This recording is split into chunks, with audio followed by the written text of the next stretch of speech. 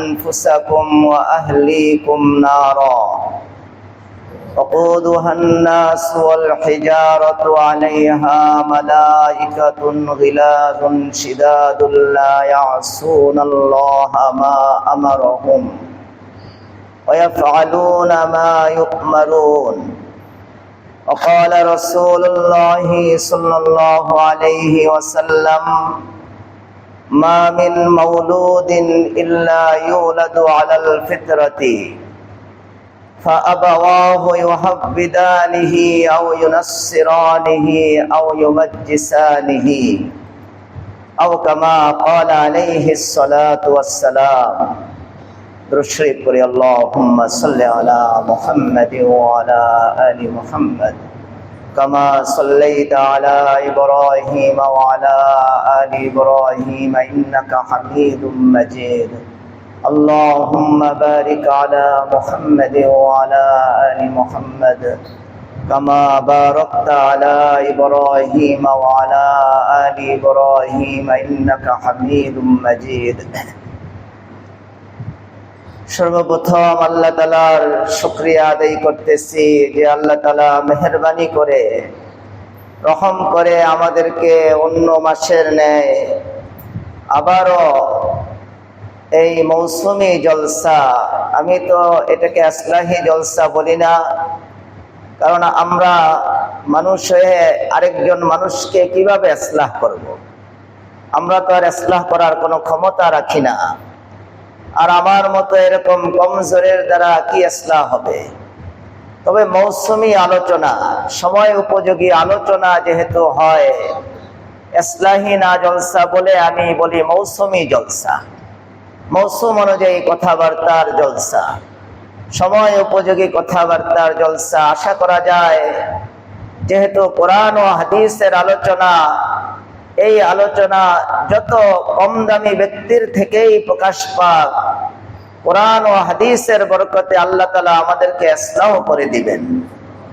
একটু আগে কায়েদে আজম, পুরা শিবপুরের মুজাহিদে আজম, বড় আলেমে দ্বীন হযরত মাওলানা বেলাল সাহেব দামাত বারাকাতুহুম আলিয়া গুরুত্বপূর্ণ বয়ান করে গেছেন।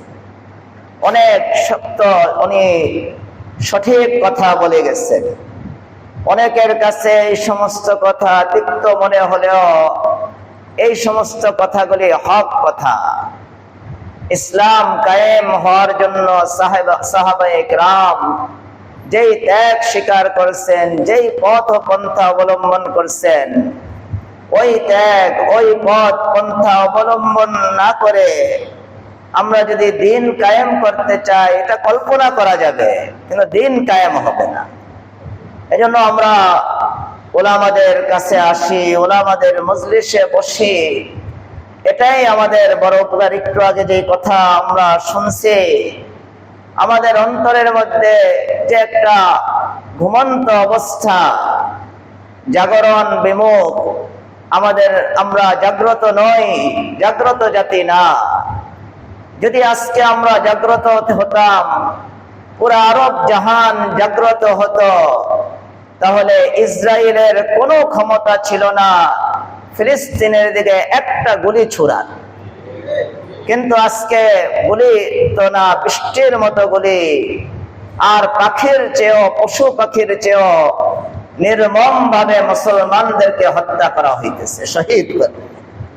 এই জন্য আমাদের এখানে আমরা এই যে আসি, আমাদের উদ্দেশ্যই ওলামাদের কথা শুনে আমাদের দিলকে, আমাদের মৃত অন্তরকে জীবিত করা। রাসূল আকরাম সাল্লাল্লাহু আলাইহি ওয়াসাল্লাম বলেন, হে আমার উম্মত, তোমরা ওলামাদের মজলিসকে আবশ্যক করো, ওলামাদের মজলিসে যাও। লাভ কি হবে? আল্লাহ রাসূল সাল্লাল্লাহু আলাইহি ওয়াসাল্লাম বলেন, ওলামাদের মজলিসে গেলে তোমাদের লাভ হবে যে আসমান থেকে, উপর থেকে বৃষ্টি বর্ষণ হলে যেভাবে মৃত জমিন এই বৃষ্টির দ্বারা জীবিত হয়ে যায়, ওই যেই জমিনের মধ্যে কোনো ঘাস ছিল না, গাছ ছিল না, ওই জমিন সজীব হয়ে যায়, ঘাসে সজীব হয়ে যায়। ওলামাদের মজলিসে তোমরা যাও, আল্লাহ রাসূল বলেন ওলামাদের হিকমতপূর্ণ কথার দ্বারা আল্লাহ তাআলা তোমাদের মৃত অন্তরকে জীবিত করে দিবে। আজকে আমরা আমল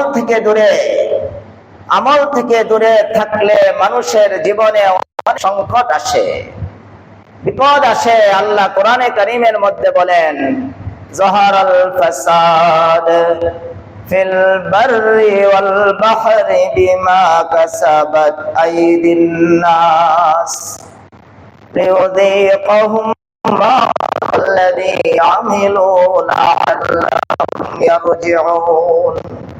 আল্লাহ বলেন জলে স্থলে বান্দা যত বিপদ তোমাদের উপরে আসে এগুলি কিছু না, এগুলি সব তোমাদের হাতের কামাই। তোমরা বদ আমলে লিপ্ত হও, খারাপ কাজ করতে থাকতেছ, বিভিন্ন আজে বাজে কাজে লিপ্ত হও, যার কারণে নারাজ হয়ে আমি তোমাদেরকে জলে স্থলে নানা বিপদ দিয়ে থাকি। কেন এই বিপদগুলি দেই? যেন তোমরা এই ছোট ছোট বিপদগুলি দেখে চিরতরে তওবা করে আমার দরবারে ফিরে আসো। কিন্তু আমরা ফিরে আসি না। আমরা আগে যেমন গুনাহ করতাম, আমরা ওই করোনার বিপদ, মানুষ সব ঘরে ঢুকে গেছিল, কত আল্লাহ আল্লাহ করা শুরু করেছিল, মানুষ তাসবিহ পড়ছে, নামাজ পড়ছে, মসজিদ ভরে যাইত। যেই করোনা চলে গেছে আবার আগের মতোই আমরা আরো গুনাহে লিপ্ত হয়ে গেছি।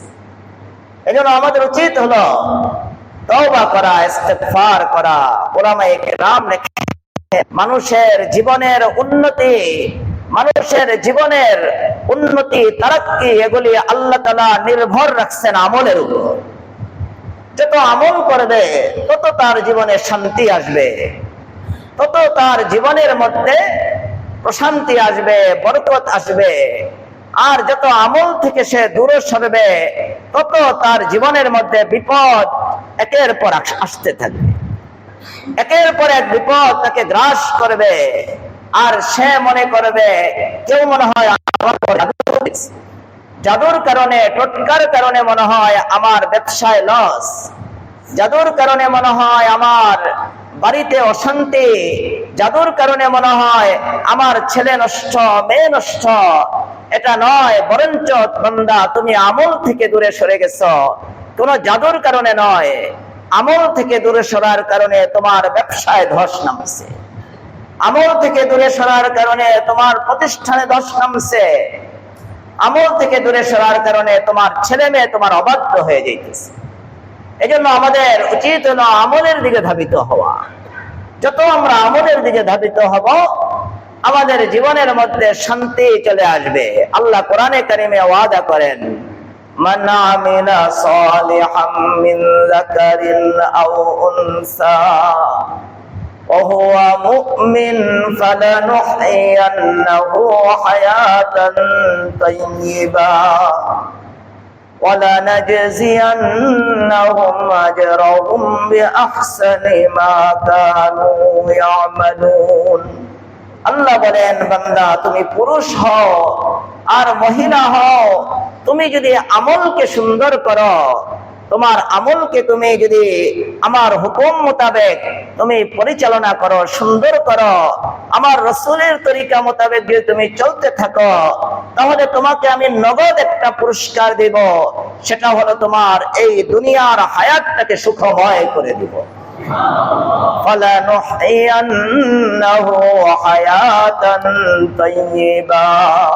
আল্লাহ আমাদেরকে ওয়াদা করতেছেন। লাম আসছে, তাকিদ আসছে, লামে তাকিদ বানুনে তাকিদ সাকিলা। আমি অবশ্যই আল্লাহ বলতেছেন আমি অবশ্যই তোমাকে সুখময় এক হায়াত জীবন আমি তোমাকে দিয়ে দিব। ওয়ালানাজজিয়ান্নাহুম আজরাহুম বিআহসানি মা কানু ইয়ামালুন। আর আখিরাতে আল্লাহ বলতেছেন অনেক আমলকারীদের প্রতিদান তোমাকে আমি একাই দান করে দিব। অনেক আমল করে তাদের প্রতিদান, তাদের মতো প্রতিদান আমি তোমাকে দিয়ে দিব। এজন্য আমরা আমল সুন্দর করব, আর আমল সুন্দরটা শুধু নিজের ব্যক্তিগতভাবে সীমাবদ্ধ না, কিন্তু আমল সুন্দর এটা করতে হবে নিজের সন্তানের মধ্যেও। আমি আমল করলাম কিন্তু আমার সন্তানের খবর নিলাম না। আমি খুব আমল করতেছি, তাবলীগ করতেছি, পীরের করতেছি, আমি চিল্লা কষি করতেছি, বসতেছি, সব ঠিক আছে, কিন্তু ছেলেকে মেয়েকে আমি দিন শিক্ষা দিতেছি না, তাহলে আমার নাজাতের জন্য যথেষ্ট হবে না। পরিবারের মধ্যে আমার আমল বাস্তবায়ন করতে হবে, আমার ছেলেকে দিনমুখী করতে হবে, আমার মেয়েকে দিনমুখী করতে হবে।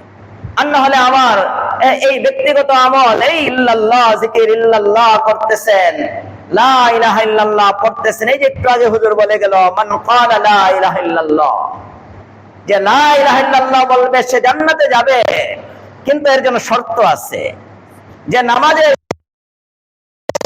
এই পুরস্কার ওই পুরস্কার, কিন্তু শর্ত আছে না, তার ওযু করতে হবে, কিবলামুখী হতে হবে, আপনি লা ইলাহা ইল্লাল্লাহ পড়বেন, এর শর্ত, এর দাবি পুরা করতে হবে। এজন্য আমরা যেভাবে নিজের আমল করতেছি, আমরা যেভাবে আমলের দিকে ঝুঁকতেছি, আমাদের সন্তানদেরকে আমলের দিকে দিকে না ঢুকাই, তাদেরকে যদি আমল শিক্ষা না দেয়, আল্লাহ তাআলার দরবারে আমাদের এটার জবাবদিহিতা করতে হবে। আপনি আপনার সন্তান যদি দুনিয়ার আগুনের দিকে সে দৌড়ায়, ঝাঁপ দিতে চায়, আপনি যতটুকু ব্যাকুল হয়ে যান, আপনি আপনার সন্তানকে আখিরাতের আগুন থেকে বাঁচানোর জন্য কি অতটুকু ব্যাকুল হয়েছেন কিনা আপনি দেখেন। আল্লাহ কোরআনে কারীমের মধ্যে আমাদেরকে এইদিকে ইশারা করতেছেন, ইয়া আইয়ুহাল্লাযীনা আমানু কু আনফুসাকুম ওয়া আহলিকুম নারা وقودها الناس والحجارة عليها ملائكة غلاظ شداد لا يعصون الله। আল্লাহ কোরআনে কারীমের মধ্যে আমাদের আদেশ করতেছেন, হে ঈমানদাররা, তোমরা তোমাদের সত্তাকে জাহান্নামের আগুন থেকে বাঁচাও, তোমার ছেলে মেয়েকে, তোমার পরিবার পরিবর্গকেও তুমি জাহান্নামের আগুন থেকে বাঁচাও। তুমি শুধু নিজে বাঁচলা, তোমার ছেলে মেয়ে সন্তানদেরকে জাহান্নামের আগুন থেকে যদি বাঁচানোর তুমি চিন্তা না করো, ফিকির না করো, তাহলে তোমার ব্যক্তিগত আমল নাজাতের জন্য যথেষ্ট না। ইয়া আইয়ুহাল্লাযীনা আমানু কু আনফুসাকুম ওয়া আহলিকুম নারা। আল্লাহ বলতেছেন তুমি তোমার নিজেকেও জাহান্নামের আগুন থেকে বাঁচাও, তোমার সন্তানদেরকেও জাহান্নামের আগুন থেকে বাঁচাও। যেভাবে তোমার সন্তান আগুনের দিকে ব্যাকুল,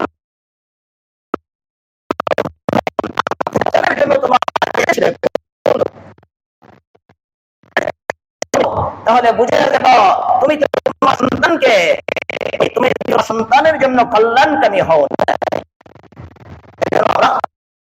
আমরা আমাদের সন্তানদেরকে ভালোবাসা দিতেছি, মমতা দিতেছি, আমরা এর সাথে সাথে আমাদের সন্তানদের মধ্যে আখিরাতের ফিকির যেন তাদের মধ্যে পয়দা হয়, এটার আমরা সর্বোচ্চ চেষ্টা করব। উলামায়ে কিরাম লেখেন, কোন গার্জিয়ান বাচ্চাকে অনেক আদর করে, এই উপরের আদর বাবা করে ডাক দেয়, তার সব দাবি পুরা করে, এই যে বাহ্যিক মমতা ভালোবাসা, এটা কি কল্যাণকামিতার জন্য যথেষ্ট কিনা? এই বাহ্যিক ভালোবাসার দ্বারা গার্জিয়ান কি কল্যাণকামী হিসাবে গণ্য হবে কিনা? উলামায়ে কিরাম লেখেন যে না, শুধু এই ভালোবাসা, শুধু আদরের দ্বারা, আদর দেওয়ার দ্বারা গার্জিয়ান কল্যাণকামী হয় না। যদি বাচ্চাকে যেভাবে ভালোবাসা দিতেছে, এর সাথে সাথে যদি বাচ্চাকে আখিরাতের দিকে ধাবিত করে, আখিরাতের চিন্তা তার মধ্যে দাখিল করানোর, তার মধ্যে প্রবেশ করানোর চেষ্টা করে, তাহলে বোঝা যাবে এই গার্জিয়ান কল্যাণকামী। আর যেই গার্জিয়ান শুধু ভালোবাসাই দেয়, ছেলে বলছে আব্বা আমাকে একটা টাচ মোবাইল দেন, ক্লাস 3-4 এর ছেলেকে আপনি এত বড় একটা টাচ মোবাইল দিয়ে দিলেন, আর এই ক্লাস 3-4 এর ছেলেটা সারা দিন রাত এই গান শুনতেছে, সিনেমা দেখতেছে। আপনি এই ছেলেকে অনেক ভালোবাসেন, কিন্তু আপনি কিন্তু কল্যাণকামী হন নাই। কল্যাণকামী হওয়ার জন্য, আপনি কল্যাণকামী গার্জিয়ান হওয়ার জন্য যেভাবে আপনি তাকে ভালোবাসতেছেন, ওইভাবে তার আখিরাত নিয়ে আপনার চিন্তা করতে হবে। হযরত ইব্রাহিম আলাইহিস সালাতু ওয়াস সালাম, হযরত ইব্রাহিম আলাইহিস সালাম 86 বছর বয়সে উনি আল্লাহর কাছে 86 বছর পর্যন্ত সন্তান চাইছেন। রব্বানা হাব লানা মিন আজওয়াজিনা ওয়া যুররিয়াতিনা কুররাতা আয়ুন ওয়াজআলনা লিল মুত্তাকিনা ইমামা। উনি আল্লাহর কাছে শুধু বলে নাই আল্লাহ আমাকে একটা ছেলে দেন, আল্লাহ আমাকে মেয়ে দেন, এটা বলে না। বলছে রব্বানা হাব লানা মিন আজওয়াজিনা ওয়া যুররিয়াতিনা কুররাতা আয়ুন, এমন ছেলে এমন স্ত্রী আমাকে দান করেন আল্লাহ যারা আমার চোখের শীতলতা হবে। আর ওয়াজআলনা লিল মুত্তাকিনা ইমামা, আমাকে এবং আমার সন্তান, যে সন্তানগুলি আমাকে দিবেন এই সন্তানগুলি যেন মুসলমানদের ইমাম হয়ে যায়, তারা যেন মুসলমানদের পথ প্রদর্শক হয়। ওয়াজআলনা লিল মুত্তাকিনা ইমামা। এজন্য আমরা ইব্রাহিম আলাইহিস সালাম 86 বছর পর্যন্ত আল্লাহকে ডাকছেন, আল্লাহ আমাকে একটা সন্তান দেন, আল্লাহ দেন, আল্লাহ আমাকে সন্তান দেন, আমাকে নেককার সন্তান দান করেন। 86 বছর বয়সে, এই বৃদ্ধ বয়সে আল্লাহ তাআলা ফুলের মতো সুন্দর, ফেরেশতার মতো পবিত্র একটা সন্তান দান করেছেন। ইসমাঈল আলাইহিস সালামকে আল্লাহ দান করে দিয়েছেন। বলেন এই সন্তানটাকে ইব্রাহিম আলাইহিস সালাম খুব কম ভালোবাসতো না বেশি ভালোবাসতো? অনেক বেশি ভালোবাসতো না? এই সন্তানটাকে যে কত ভালোবাসে, 86 বছর পর্যন্ত ডাকছে খালি আল্লাহকে, রব্বি হাবলি মিনাস সালিহিন, রব্বি হাবলি মিনাস সালিহিন। আমি শিক্ষার জন্য বলতেছি, আমার কোনো যোগ্যতা নাই, আল্লাহর কোরআনকে তো আল্লাহ শেফার জন্য নাজিল করছে। একজন আলেম এখানে হয়তো উপস্থিত আছে, আমার খুব আপন, আমার কাছে পড়ে নাই, উনি আসছে 10-12 বছর ধরে উনি চেষ্টা করতেছে, সন্তান হয় না। আমার কাছে আসছে যে হুজুর সন্তান হয় না। ডাক্তার 5 জন বড় বড় অধ্যাপিকা, অধ্যাপক, বিশেষজ্ঞ ডাক্তার সবাই জানায় দিচ্ছে তোমার সন্তান এই স্ত্রী থেকে হবে না, আমি স্ত্রীকে তালাক দিয়ে দিব। এখন তালাক দিলে আমি আলেম, আমার বদনাম খুব ছড়বে, মাস্টারের বদনাম হবে না, ডাক্তারের বদনাম হবে না, আলেমের বদনাম হয়ে যাবে যে আলেম বউ তালাক দিয়ে দেয়। বলবে না? বলেন বদনাম। অথচ আমাদের দেশে মাস্টাররা, ডাক্তাররা প্রতিদিন বউ তালাক দিতেছে, কোনো বদনাম নাই। আর আলেম সাহেব বিপদে পড়ে বউ তালাক দিলে হয়ে যায় বদনাম। স্ত্রী তালাক দিয়ে দেয়, আমি আলেম, আমার বদনাম হবে, আলেম সমাজের বদনাম হয়ে যাবে, আলেম সমাজের খুব দুর্নাম হবে। হুজুর কি করতে পারি? আর যদি ছেড়ে দেয় বদনাম তো হবে, এই মেয়েটার জীবনও তো নষ্ট হয়ে যাবে। আমি তাকে সান্ত্বনা দিচ্ছি যে আল্লাহ তাআলা সন্তান আটকাইতে পারে, ওই আল্লাহ তাআলা সন্তান দানও করতে পারে। তুমি আল্লাহ তাআলার কাছে সূরা ফাতিহা পড়ো বেশি করে, আর এই দোয়াটা পড়ো, রব্বি হাবলি মিনাস সালিহিন, রব্বি হাবলি মিনাস সালিহিন।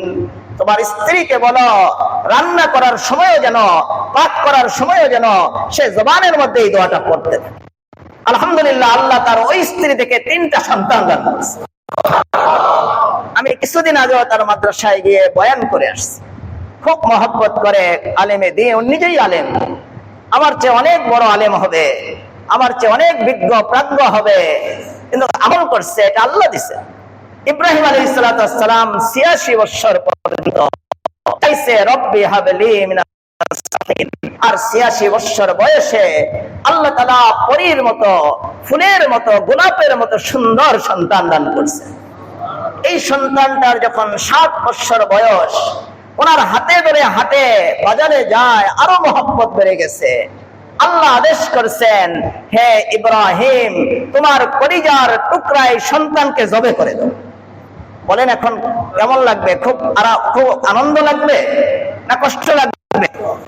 ইব্রাহিম আলাইহিস সালাম চিন্তা করছেন, আমি যদি তাকে জবে না করে রেখে দেই তাহলে তার উপরে আমার ভালোবাসার দাবি পুরা হবে, কিন্তু আল্লাহ নারাজ হয়ে যাবে, তার আখিরাত নষ্ট হয়ে যাবে। উনি ছেলেকে ডেকে বলতেছে, ইয়া বুনাইয়া ইন্নী আরা ফিল মানামি আন্নী আযবাহুকা ফানজুর মাযা তারা। قال يا أبت افعل ما تؤمر ستجدني إن شاء الله من الصابرين। কলিজার টুকরা বাচ্চাকে আল্লাহ আদেশ করছে তাকে জবে করে দাও। দেখেন ওনার ভালোবাসা অনেক বেশি ছিল, ওনার আদর এই ছেলের প্রতি অনেক ছিল, কিন্তু সাথে যোগ হয়েছিল আখিরাতের ভাবনা।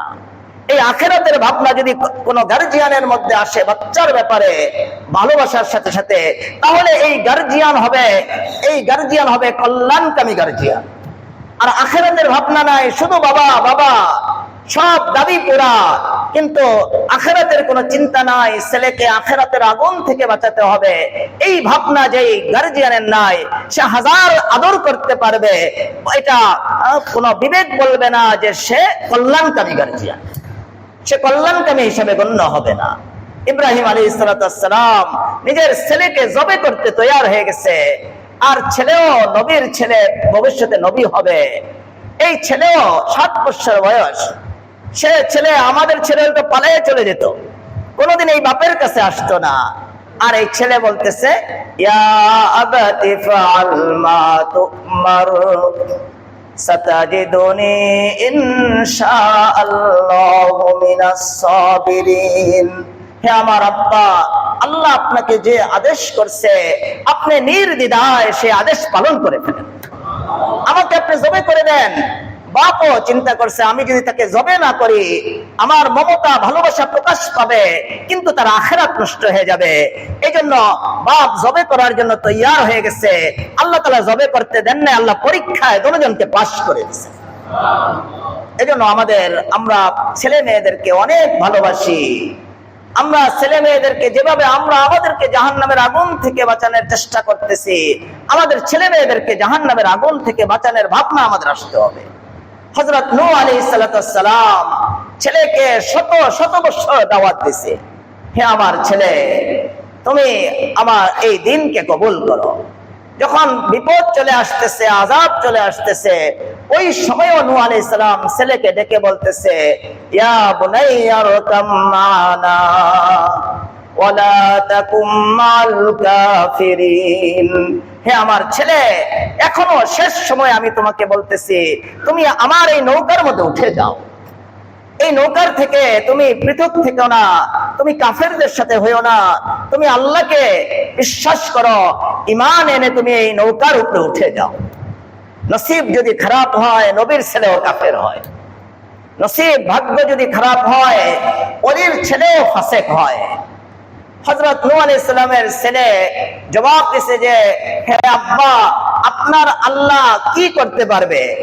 আপনার আল্লাহ যদি পানি দান করে, আপনার আল্লাহ যদি বন্যা দেয়, আমি 30 হাত লম্বা, আর এই পাহাড়টা দেখেন 1000 ফুট লম্বা, আমি এই পাহাড়ের উপরে গিয়ে আমি আশ্রয় নিব, আপনার আল্লাহ আমাকে মারতে পারবে না। নাউযুবিল্লাহ।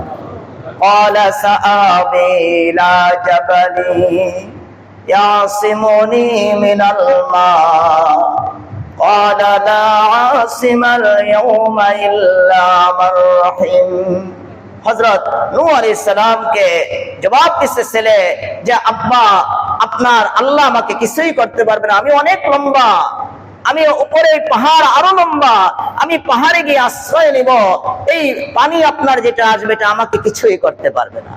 হ্যাঁ, নসিব খারাপ ছিল, কিন্তু নূহ আলাইহিস সালাম শেষ পর্যন্ত, একেবারে শেষ আযাব আসার আগ পর্যন্ত উনি চেষ্টা করছে ছেলেকে জাহান্নামের আগুন থেকে বাঁচানো। এজন্য আমরা আমাদের সন্তানদেরকে জাহান্নামের আগুন থেকে, খারাপ আমল থেকে বাঁচানোর চেষ্টা করব। আমরা 2-1 দিন একটু ফিকির করি, তারপরে আমরা ছেড়ে দেই, ওই হুজুর ছেলে কথা মানে না। আর নূহ আলাইহিস সালাম শত শত বৎসর চেষ্টা করছে ছেলেকে জাহান্নামের আগুন থেকে বাঁচানোর জন্য। এজন্য আমাদের এটা বড় একটা আমাদের দায়িত্ব, ছেলে মেয়েদেরকে ছোট কাল থেকে আল্লাহমুখী করা। ওলামায়ে কেরাম লিখছেন, শৈশবে ছোট কালে বাচ্চাদেরকে যা শিক্ষা দেওয়া হয় এটা পাথরে অঙ্কনের মতো তাদের গায়ে, তাদের দিলের মধ্যে বসে যায়। পাথরে অঙ্কন করে লেখলে এটা যেমন মুছে না, কেউ যদি শৈশবে ছোট কালে তার সন্তানকে দিন শিক্ষা দিতে থাকে, ওলামায়ে কেরাম লেখে এটা পাথরে অঙ্কনের মতো তার দিলে বসে যাবে। এজন্য আমরা ছোট কাল থেকে ছেলে মেয়েদেরকে দিন শিক্ষা দিব। হযরত একজন বড় সাহাবী রাসূল আকরাম সাল্লাল্লাহু আলাইহি ওয়াসাল্লামের প্রতিপালনের মধ্যে ছিল হযরত ওমর ইবনে আবু সালামা রাদিয়াল্লাহু তাআলা আনহু। উনি বলেন, আমি রাসূলের পরওয়ারিশে ছিলাম, রাসূল আমাকে পালছেন, রাসূলের কোলে কাছে পুকুরে আমাকে আল্লাহ রাসূল পালছেন। রাসূল আকরাম সাল্লাল্লাহু আলাইহি সাল্লামের সাথে একদিন আমি খানা খেতে বসছি, বড় প্লেটে আমি খানা খেতে বসছি। ওই সময় আমি ছোট থাকার কারণে আমার হাত একবার এদিকে যায় একবার ওদিকে যায়, প্লেটের এদিক থেকে কিছু গ্রহণ করি, ওদিক থেকে টান দেই, ওদিক থেকে নেই, কখনো ডান হাতে কখনো বাম হাতে। এই অবস্থা দেখে আল্লাহ রাসূল আমার হাতকে আটকেছেন, আটকে বলছেন, ইয়া গোলামু সাম্মিল্লাহ, হে বাচ্চা তুমি খানা খাওয়ার আগে আল্লাহ তাআলার নাম নাও, বিসমিল্লাহ পড়ো। আল্লাহ রাসূল বলতেছেন, ইয়া গোলামু সাম্মিল্লাহ ওয়া কুল বিয়ামিনিক, হে আমার ছেলে, হে আমার বৎস, তুমি খানা খাওয়ার সময় আল্লাহর নাম নাও, তুমি ডান হাতে খানা খাও, আর তুমি তোমার সামনে থেকে, তোমার সামনে যেখানে আছে এখান থেকে তুমি খানা খাও, এদিক থেকে ওদিক থেকে হাত চালাও না। হযরত ওমর ইবনে আবি সালামা রাদিয়াল্লাহু তাআলা আনহু বলেন, ফামা যালাত তিলকা তুমাতি বাদু, যে আল্লাহ রাসূল আমাকে ছোটকালে একটা আদব শিক্ষা দিলেন, যে আজকে আমি বৃদ্ধ হয়ে গেছি কিন্তু এখন পর্যন্ত আমি এই শিক্ষাটা ভুলি নাই, এখন পর্যন্ত আমি এই শিক্ষা আমার দিলের ভিতরে আছে।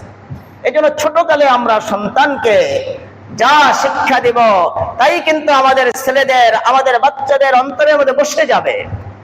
এজন্য আল্লাহ রাসূল সাল্লাল্লাহু আলাইহি ওয়াসাল্লাম বলেন, বাবা মাকে সতর্ক করছেন আল্লাহ রাসূল।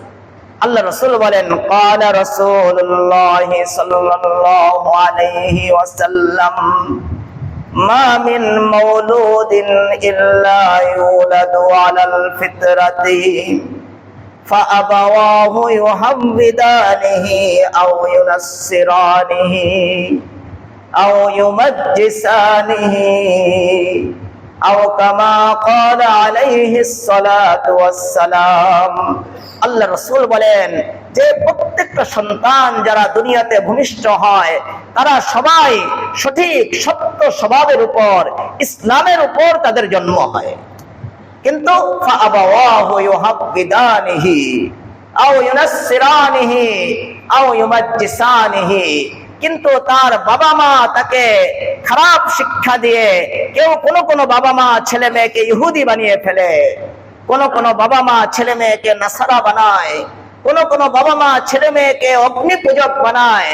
যদি বাবা মা এদিকে না নিত তাহলে প্রত্যেকটা সন্তানটি ইসলামের উপরে তাদের জন্ম হয়েছে, তারা মুসলমানই থাকতো। কিন্তু বাবা মার ভুল শিক্ষার কারণে সন্তান পথহারা হয়ে যায়। এজন্য বাবা মাকে সুন্দর শিক্ষা দিতে হবে। বাবা মা, আমরা এখানে অনেকেই বাবা মা হয়ে যাব ইনশাল্লাহ। কিছুদিন পরে যুবক যারা আছে বিবাহ করবে তারা বাবা মা হয়ে যাবে। আমরা আমাদের সন্তানদেরকে ভালো থেকে ভালো শিক্ষা দিব, আমাদের সন্তানদেরকে আমরা মিথ্যা কথা শিক্ষা দিব না। আল্লাহ রাসূল সাল্লাল্লাহু আলাইহি সাল্লামের সামনে একজন মহিলা তার বাচ্চাকে ডাকতেছে, এই বাচ্চা এদিকে আসো, তুমি যদি আমার কাছে আসো তোমাকে একটা জিনিস দিব। আল্লাহ রাসূল তাকিয়ে আছে যে ওই বাচ্চাটা মার কাছে দৌড়ে গেছে। আল্লাহ রাসূল মাকে জিজ্ঞাসা করছে, তুমি যে বলছো যে আমার কাছে আসো, তুমি যদি আমার কাছে আসো তোমাকে একটা জিনিস দিব, তোমার কি আসলে কোনো জিনিস দেওয়ার নিয়ত ছিল? ওই মহিলা বলছে যে ইয়া রাসূলুল্লাহ, একটা খেজুর আমার কাছে আছে, আমার নিয়ত ছিল এই খেজুরটা। আল্লাহ রাসূল বলছেন, তুমি যদি খেজুর তোমার কাছে দেওয়ার মতো না থাকতো, মিথ্যা বলতে, তাহলে তুমি একটা কবিরা গুনাহ তোমার আমলনামায় লেখা হতো। আমরা অনেক সময় বাচ্চাকে প্রলোভন বা কিছু দেওয়ার জন্য মিথ্যা কথা বলি, যে আসো একটা মিষ্টি দিব, অথচ মিষ্টি নাই।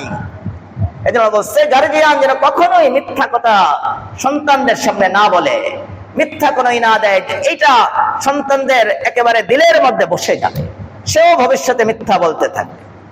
আমরা যখন প্রথমে এখানে আসছি, আমরা গাছতে পাঠাইছি কিছু শিক্ষক ছাত্র দিয়ে, গেছে এলাকায় এক বাসায় গেছে, এরকম আওয়াজ দিছে, একজন লোক বের হয়ে আসছে, বের হইয়া একটা ছোট বাচ্চা বের হয়ে আইসা বলতেছে, কাকে চান? বলছে, তোমার আব্বাকে চাই, আমরা মসজিদ থেকে আসছি, দাওয়াত দিব, তোমার আব্বাকে আসতে বলো। ওই বাচ্চা দৌড়ে বাসায় গেছেন, গিয়ে কিছুক্ষণ পরে আবার ফিরে আসছে, এসে বলতেছে, হুজুর আব্বাই বলছে আব্বাই বাসায় নেই। কি বলছে? আব্বাই বলছে। সত্য কথা না মিথ্যা কথা বলেন? এই মিথ্যা কথাটা বাচ্চাটাকে কে শিক্ষা দিল বলেন? পিতায় শিক্ষা দিল। বলছে আব্বাই বলছে আব্বাই বাসায় নাই। এই যে একটা মিথ্যা কথা আপনি সন্তানকে শিক্ষা দিলেন, এটা ওই যে শৈশবের শিক্ষা, এটা পাথরে অঙ্কনের মতো বসে যায়। এই বাচ্চাটাও কিন্তু আপনার থেকে মিথ্যা কথা শিখে নিল। আমাদের অনেকেই বাচ্চাদেরকে বলে যে যাও ওই যে সিগারেট, ধূমপানের যে জিনিস, এটা নিয়ে আসো। বাচ্চাকে ধূমপানের ওই জিনিস সিগারেট কিনায় আনায়। বাচ্চা মনে মনে কি বলে যে বাবা একটু দাঁড়াও, কিছুদিন পরে আমিও কিন্তু তোমার মতোই সিগারেট পান করব। বলেন এই যে সিগারেট নেশার দিকে কে নিতেছে বলেন? এজন্য আল্লাহ রাসূল বলেন, কুল্লু মাউলুদিন ইউলাদু আলাল ফিতরাতি, কুল্লু মাউলুদিন ইল্লা ইউলাদু আলাল ফিতরাতি ফাআবাওয়াহু ইউহাব্বিদানিহি আও ইউনাসসিরানিহি আও ইউমাজ্জিসানিহি। সব সন্তান সত্য স্বভাবের উপর জন্মগ্রহণ করে, কিন্তু তার বাবা, তার মা, তার আত্মীয় স্বজন তাকে বিপদগামী করে ফেলে। এজন্য আমরা সন্তানদেরকে ভালো ভালো আমল শিক্ষা দিব, আদব শিক্ষা দিব, শিষ্টাচার শিক্ষা দিব। হযরত আম্বিয়া ইকরাম ওনারা নিজের সন্তানদেরকে শিষ্টাচার শিক্ষা দিয়েছেন, ইবাদত শিক্ষা দিয়েছেন, শিরক মুক্ত থাকার শিক্ষা দিয়েছেন। আল্লাহ কোরআনের মধ্যে বলেন, ওয়াকানা ইয়া'মুরু আহলাহু বিস-সালাতি ওয়াজ-যাকাত। হযরত ইসমাঈল আলাইহিস সালাতু ওয়াস সালাম উনি ওনার ছেলে মেয়েদেরকে মারা যাওয়ার আগে উনি ছেলে মেয়েদেরকে নামাজের শিক্ষা দিয়েছেন, যাকাতের শিক্ষা দিয়েছেন। ইয়াকুব আলাইহিস সালাতু ওয়াস সালাম মারা যাওয়ার আগে কোরআনের মধ্যে আসছে, ছেলে মেয়েদেরকে ডেকে বলছে, আমি মারা যাওয়ার পরে বলো তোমরা কোন আল্লাহকে ডাকবা। ছেলে মেয়েরা তখন স্বীকৃতি দিচ্ছে, আপনি, আমার দাদা, ওর দাদা, উপরের দাদা, ওনারা যেই আল্লাহর ইবাদত করছে আমরা সেই আল্লাহর ইবাদত করব। এইভাবে সন্তানদের থেকে ওয়াদা নিছে। আল্লাহ তাআলার কাছে এই ওয়াদা, এই নসিহত গুলি ভালো লাগছে, আল্লাহ কোরআনে কারীমের মধ্যে নাযিল করে দিয়েছে। হযরত লোকমান হাকিম আলাইহিস সালাতু ওয়াস সালাম উনি নবী না ওলি এটা আল্লাহ তাআলাই ভালো জানে, কেউ বলছে নবী, কেউ বলছে ওলি। উনি ওনার সন্তানকে কিছু নসিহত করছেন, আল্লাহ সেই নসিহত গুলি কোরআনে নাযিল করেছেন। ওনার সন্তানকে উনি নসিহত করেন, ইয়া বুনাইয়া লা তুশরিক বিল্লাহ ইন্নাশ শিরকা লাযুলমুন আযীম। প্রথম নসিহত উনি ওনার ছেলেকে করছে, হে আমার ছেলে, সাবধান, তুমি যতটুকু পারো ইবাদত করবা, কিন্তু কোনো অবস্থাতেই তুমি শিরক করবে না, শিরকের দিকে যাইবা না। শিরক করা এটা জুলমে আযীম, অনেক বড় জুলুম। আজকে আমাদের সন্তান অনেক সময় দেখবেন অন্যের প্ররোচনায় পড়ে তারা শাহজালাল রাহমাতুল্লাহ আলাইহির মাজারে চলে যায়, যায় না বলেন? শাহজালালের মাজারে যাইতেছি, বরকত লয়ে সিন্নি নিয়ে আসে, কি বাতাসা নিয়ে আসে, বরকত বলে। আবার লাল কিছু সুতা মুতা নিয়ে আসে, যে এগুলি পড়লে অনেক কিছু আশা পুরা হয়ে যাইব, বলে না আমাদের সমাজে? অনেক মাজার, অনেক এই জাতীয় ভণ্ড পীরের আড্ডা, এগুলিতে মানুষ গিয়ে, পুরুষ মহিলা গিয়ে তারা আল্লাহকে পাইতে চায়।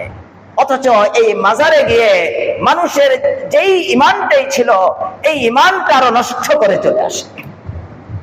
এজন্য লোকমান হাকিম উনি ছেলেকে প্রথম নসিহত করছেন, ইয়া বুনাইয়া লা তুশরিক বিল্লাহ ইন্নাশ শিরকা লাযুলমুন আযীম।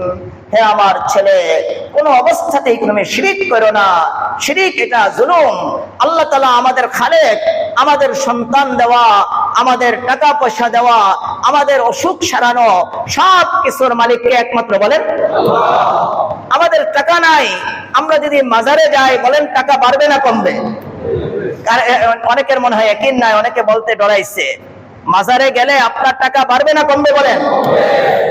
আপনি মাজারে গেছেন, আপনার পকেটে 5,000 টাকা আছে, 5,000 টাকা লইয়া আপনি মাজারে গেছেন। মঈনুদ্দিন চিশতি রহমাতুল্লাহ আলাইহির মাজারে অনেক বড় ওলি ছিল। এখানের একজন বড় অ্যাডভোকেট আমাদের শিবপুর থানার, উনি আমার নিজে বলছে, হুজুর আমি গেছি, আমি জানি যে এখানে গেলেই এখানে খাদেমরা আমার পকেটের টাকা সব ছিনতাই করে রাখবে। তাই আমি টাকা পয়সা সব রাইখা তারপরে আমি ওনার মাজারে গেছি। আমার সাথে যারা গেছে টাকা পয়সা নিয়ে, খাদেমরা যখন ফিরে আসতেছি কয় উল্টা পায়ে হাঁটো, উল্টা পায়ে হাঁটে না, পিছনের দিকে হাঁটে, মুখ সামনে দিয়ে, কবরের দিকে মুখ সামনে দিয়ে পিছিয়ে হাঁটতে হবে। আচ্ছা ডিগবাজি খেয়ে পড়ে যেতে পারে না? তখন মাথা ভেঙে যাবে না? আল্লাহ রসুলের সামনে কেউ এইভাবে হাঁটে নাই, পিছনের দিকে হাঁটে নাই। আর মাজারের দিকে পিছন দিয়ে হাঁটা যাবে না, মাজার সামনে রেখে পিছনের দিকে উল্টা পায়ে হাঁটতে হবে। আমাদের কয় এইভাবে হাঁটো। তারপরে দরজার সামনে যখন আসছি বেরোবো, কয় একজন করে কয় যা যা আছে সব বাবার দরবারে দিয়া যা, আর নাহলে কিন্তু সব রেখে দিব। সবাই ডরে তোর যা যা আছে দিচ্ছে। ওই উকিল সাহেব আমারে বলতেছে, আমি তো আগেই বুদ্ধি করে রেখে গেছি। আমার যখন ধরছে, আমি তো আসছিলাম বাবার দরবার থেকে কিছু নিতে, আমার তো পকেট চেক করে দেখ কিচ্ছু নাই, আমি বাংলাদেশ থেকে টাঙ্গাল আসছি, আমার পকেটে কিছু নাই, তোরা দয়া করে আমার 2 পকেট ভৈরা বাবার দরবার থেকে দিয়ে দে। এরা কয় আমার পিছনের মধ্যে একটা থাপ্পড় মেরে কয় জীবনের ইচ্ছা জায়গা। বলেন তাহলে মাজারে গেলে টাকা বাড়ে না কমে বলেন? এখনো মনে সন্দেহ আছে যে পিছনে, হ্যাঁ বলতেছে না মাজারে গেলে টাকা বাড়ে না কমে বলেন? এজন্য লুকমান হাকিম প্রথমেই ওনার ছেলেকে বলতেছে, অনেক ধান্দাবাজ, মাজার ব্যবসায়ী, এরকম পীর ব্যবসায়ী, দিন ব্যবসায়ী পৃথিবীর মধ্যে ঘুরপাক করতেছে, বড় বড় পাগড়ি পরে, বড় বড় জুব্বা পরে, মানুষ বেশে আল্লাহর ওলির মতো দেখা যায়, কিন্তু তাদের ভিতরটা পুরোপুরি শয়তান।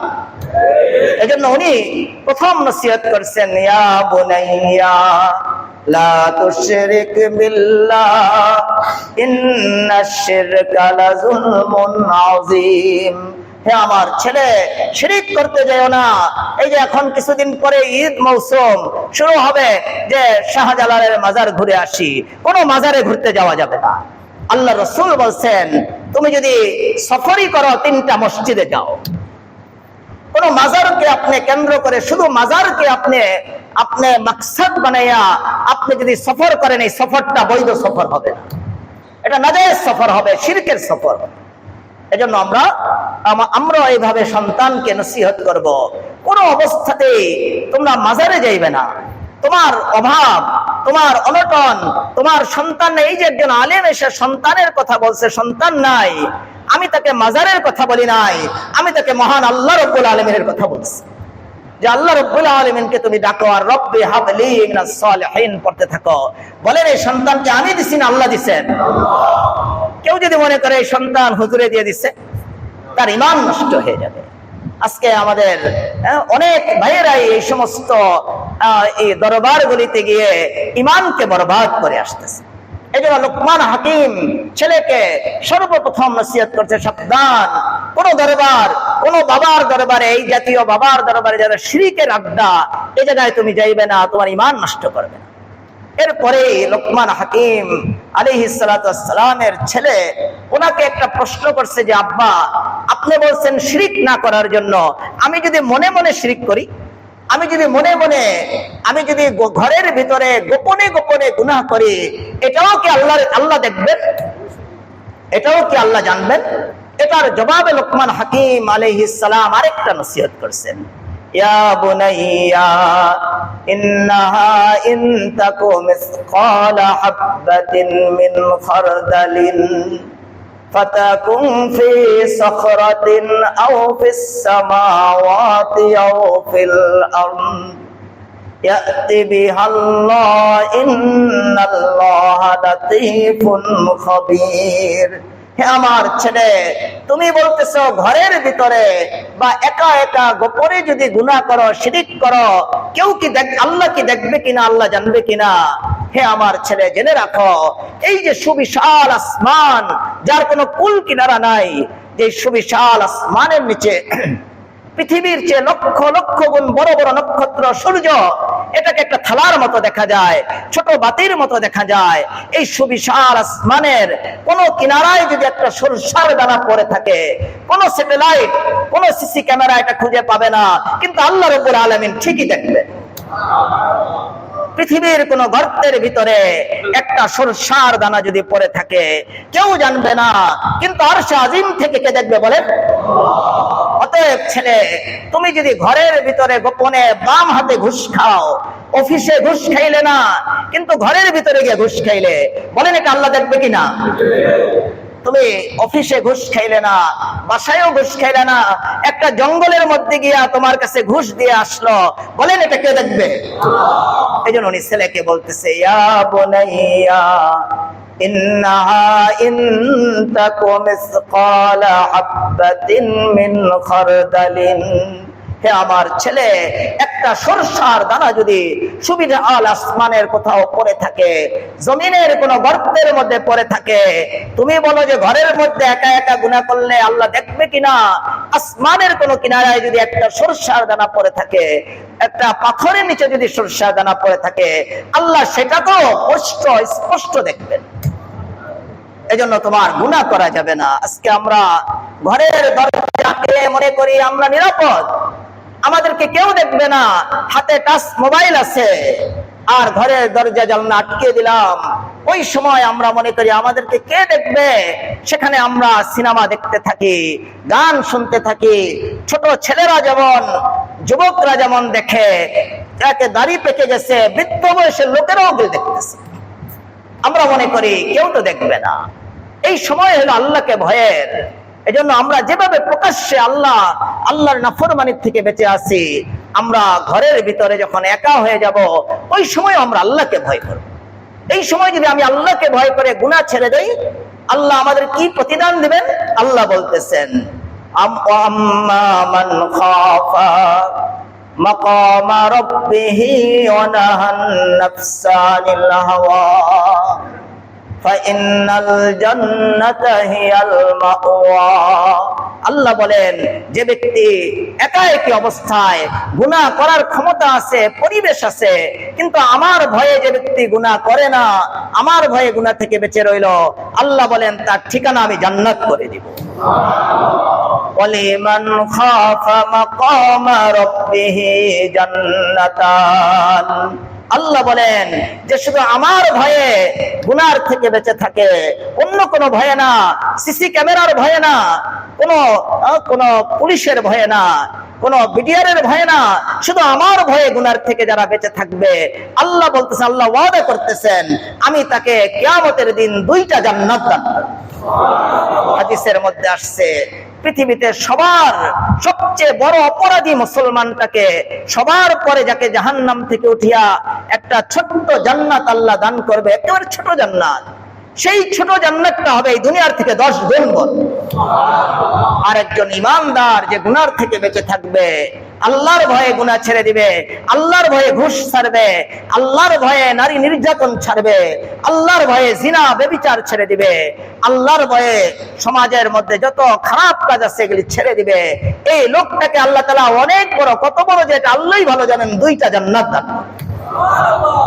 এজন্য লোকমান হাকিম ছেলেকে বলছে, তুমি কোন অবস্থাতেই যত গোপনে যাও, সমুদ্রের তলদেশে গিয়েও যদি তুমি গুনাহ করো, কেউ দেখবে না, এটা আল্লাহ দেখবে।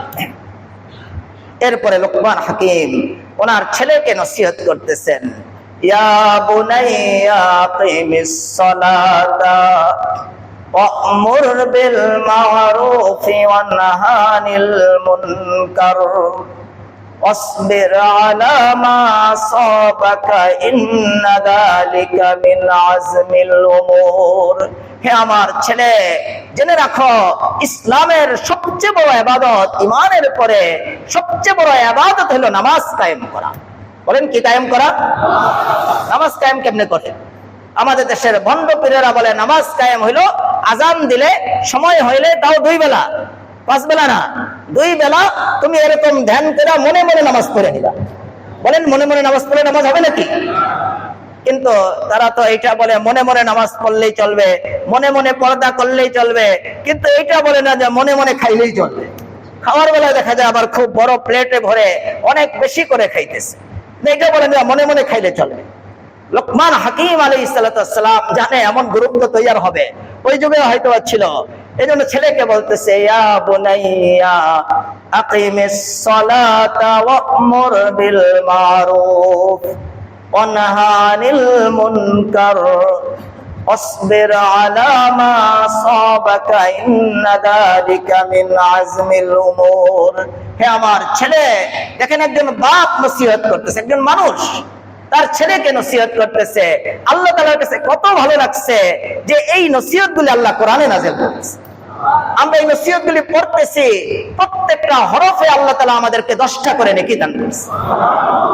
এগুলি কিন্তু আল্লাহর কথা নয়, এগুলি কার কথা বলেন? লোকমান হাকিম আলাইহিস সালামের কথা। এই কথাগুলিকে আল্লাহ নাযিল করছেন, আল্লাহর কাছে ভালো লাগছে। এজন্য উলামায়ে কেরাম লেখেন হাদিসের ভাষ্য অনুযায়ী যে কোনো বাপ যখন ছেলেকে বসে নসিহত করে, আল্লাহ তাআলার কাছে এত ভালো লাগে, আল্লাহ আরশে আজিম থেকে কান পেতে শুনতে থাকে। এজন্য আমাদের ছেলেদেরকে নসিহত করা দরকার কিনা বলেন? এজন্য লোকমান হাকিম ছেলেকে বলতেছে, সাবধান, ভণ্ড পীর, অনেক ধরনের বাবা, অনেক বাবা বের হয়েছে না, অনেক বাবা। খেতাশা ওদিন শুনলাম যে সে এক জায়গার মধ্যে খেতাশা, ওনারে দৌড়ে উলামায়ে কেরাম পিটাইছে, পরে খেতা থুইয়া পালাইছে। খেতা থুইয়া, আমি তো খেতাশা একটা পীর আছে আমি শুনছিলাম, কিন্তু এটা যে আসছে নাকি আমি জানি না। আমি নরসিংদীর এক জায়গায় গিয়ে শুনছি খেতাশা বলে আছে, মায়ের খেয়ে খেতা থুইয়া পালাইছে।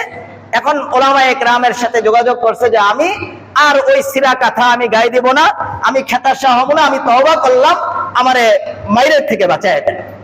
অনেক ভণ্ডপীর আছে তো, অনেকে ল্যাংটাশা। হযরত আমাদের ফখরে বাঙ্গাল সাহেব তাজুল ইসলাম সাহেব রহমতুল্লাহ আলাইহি, বিবাড়িয়ার, ব্রাহ্মণবাড়িয়ার, শহীদ বাড়িয়ার, উনি একদিন হাইটে যাইতেছেন, এমন সময় দেখ ল্যাংটাশা, ওর নাম হলো ল্যাংটাশা, কাপড় পরে না, কোনো কাপড় নাই। তো ওরকে হযরত ফখরে বাঙ্গাল সাহেব অনেক বড় বাহাদুর ছিলেন, অনেক বড় আল্লাহর ওলি ছিলেন, অনেক বড় কায়েদে আজম ছিলেন, পৃথিবীর কাউকে ডরাইতেন না। উনি ফখরে বাঙ্গাল সাহেব পাগল ল্যাংটাশারে ধরছে যে তোর কাপড় কই? তখন ওই ল্যাংটাশা জবাব দিছে, হুজুর, দুনিয়াতে যখন আপনিও আসছেন আমিও আসছি, কোনো কাপড় লয়ে কিন্তু আসি নাই, তাহলে মাঝখানে আর কাপড় পরে লাভ কি? হযরত ফখরে বাঙ্গাল সাহেব রহমতুল্লাহ আলাইহি বলছে, তাড়াতাড়ি পাথর লয়ে আয়, ওই যে রেল লাইনের পাথর আছে, তাড়াতাড়ি নিয়ে আয়, ওর দাঁতগুলি আজকে সব ভেঙে ফেলাই দিই। কয় কেন হুজুর, আমার কি অপরাধ? কয় তুই মার পেটেতে যখন আসছিলি তোর মুখে তো কি ছিল না, এখন দাঁত আছে, এগুলি ফেলাই দিতে হবে। কাপড় ছিল না, কাপড় পরস না, দাঁত ছিল না, তাহলে দাঁত কেলিগা উঠছে, এখনই ভেঙে গেল। দৌড় দিয়ে ফেলাইছে, দৌড় দিয়ে বলছে, হুজুর আর জীবনে আমি ল্যাংটা থাকবো না, আমি ল্যাংটা সাগিরি ছেড়ে দিলাম। আমরা তো শুনতাম এগুলি, এখন দেখতেছি যে না, এগুলিও বাস্তবে আছে, এখনো আছে। লোকমান হাকিম আলাইহিস সালাম এই ধরনের ল্যাংটাশা, খেতাশা, আরো যাও, আমি তো আশ্চর্য নাম পাইছি উত্তরবঙ্গে গিয়া, শিয়াল শাহ। আপনিই বলেন কোন আল্লাহর ওলির নাম কি শিয়াল হইতে পারে? এই তো আমি বুঝলাম। আমার মাধবদী গেছি, আমাদের বাড়ির দিকে আগে ছিল, এখন আছে কিনা, লালু শাহ, কালু শাহ, শিয়াল শাহ, লালু শাহ, কালু শাহ। এই লালু শাহ, শিয়াল শাহ, ল্যাংটা শাহ, খেতা শাহের খপ্পরে যেন ছেলে না পড়ে, এজন্য উনি নসিহত করতেছেন, ইয়া বুনাইয়া আকিমিস সালাতা ওয়া'মুর বিল মারুফ। হে আমার ছেলে, সাবধান, এদের খপ্পরে পড়বে না, তুমি নামাজ কায়েম করবে। নামাজ কায়েম কাকে বলে? উলামায়ে কেরাম লিখছেন, নামাজ কায়েম হলো ঠিক মতো, অক্ত মতো মসজিদে গিয়ে, পুরুষদের জন্য মসজিদে গিয়ে জামাতের সাথে সুন্নত তরিকায় নামাজ পড়ার নাম হলো নামাজ কায়েম করা। ধ্যান করলে নামাজ কায়েম হবে না, বসে বসে ধ্যান করলে এটা নামাজ কায়েম হবে না। এজন্য আমরা আমাদের সন্তানদেরকে নামাজ কায়েমের আমরা নসিহত করব। আমরা ছেলেদেরকে নামাজের কথা বলি, নিজে অনেক নামাজ পড়ি, ছেলের নামাজে, ছেলে কলেজে যাইতেছে, ইউনিভার্সিটিতে যাইতেছে, অনেক পড়ালেখা করতেছে, থিসিস করতেছে, ডক্টরেট করতেছে, অ্যাডভোকেট হইতেছে, লন্ডন গিয়ে পড়ালেখা করতেছে। আমি আজকে আমার আম্মা গল্প করতেছে আমার এক আত্মীয়র কথা, যে তোমার অমুক ভাই লন্ডনে, সে পড়ালেখা করে লন্ডনেই আছে। আমি বললাম যে এই থেকে কি লাভ, কয়েকটা টাকা পাইতেছে, কয়েক টাকা কামাইতেছে। এক ভাই হলো আমেরিকা, আরেক ভাই হলো লন্ডন। আর বাবা মা ছিল বাংলাদেশে, জানাজাও পায়নি, ওরা জানাজাও পায় নাই। এই টাকা দিয়ে কি লাভ হলো? আজকে আমাদের ছেলে মেয়েরা নামাজ চিনে না, নামাজ কেমনে পড়তে হবে জানে না। এজন্য আমাদের সন্তানদেরকে নামাজের আদেশ করতে হবে। আল্লাহ কোরআনে কারীমের মধ্যে বলছেন, আমাদের অন্তরে যে রোগ হয়, এই রোগের কোনো কিন্তু চিকিৎসা নেই। অন্তরের রোগ হিংসা, বিদ্বেষ, ঘৃণা, কপট, হিংস্রতা, আমাদের অন্তরের অনেক রোগ আছে না বলেন? অনেকের অন্তরে এত হিংস্র যে সে মানুষকে, একটা কুকুরকে আমরা যেভাবে হত্যা করি না, মানুষকে টুকরা টুকরা করে এইভাবে হত্যা করে ফেলে। এত হিংস্র, এভাবে মানুষের সাথে হিংসা বিদ্বেষ রাখে। এই রোগটা আপনি কোন ইনজেকশন দিয়ে সারাবেন বলেন? আছে কোন ইনজেকশন? কিন্তু আল্লাহ তাআলা একটা চিকিৎসা দান করছেন। আল্লাহ বলেন, ইন্নাস সালাতা তানহা আনিল ফাহশাই ওয়াল মুনকার ওয়ালা যিকরুল্লাহি আকবার আল্লাহু ইয়ালামু মা তাসনাউন। আল্লাহ বলেন, বান্দা, তোমার অন্তর যে রোগাক্রান্ত হয়ে যায়, তোমার এই অন্তরের চিকিৎসা কোনো ডাক্তার দিতে পারে না, কোনো ওষুধ এটা সারাইতে পারে না। তুমি সুন্দরভাবে নামাজ পড়ো, তাহলে এই নামাজ তোমাকে সব অশ্লীল, গর্হিত, খারাপ কাজ থেকে এই নামাজ তোমাকে বাঁচায় দেয়। এই দিলের চিকিৎসা হবে কিসের দ্বারা বলেন? এজন্য লোকমান হাকিম ওনার ছেলেকে উনি বলছে, আমার ছেলে, তুমি নামাজ ছাড়বে না। এই নামাজের দ্বারা তুমি আল্লাহকে পাইবে, এই নামাজের দ্বারা তোমার অন্তরে রোগ সেরে যাবে, এই নামাজের দ্বারা তোমার রিজিকে বরকত চলে আসবে।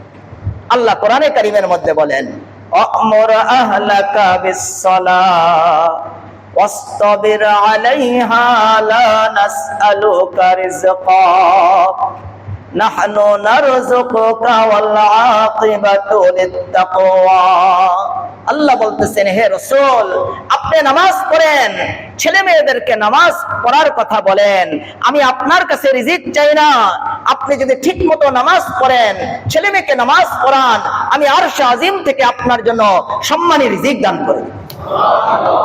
এর জন্যই যে আমাদের নামাজের দ্বারা আমাদের রিজিক বেড়ে যাবে, আমাদের নামাজের দ্বারা আমাদের অভাব দূর হয়ে যাবে, নামাজের দ্বারা আমাদের বিপদ সংকট কেটে যাবে।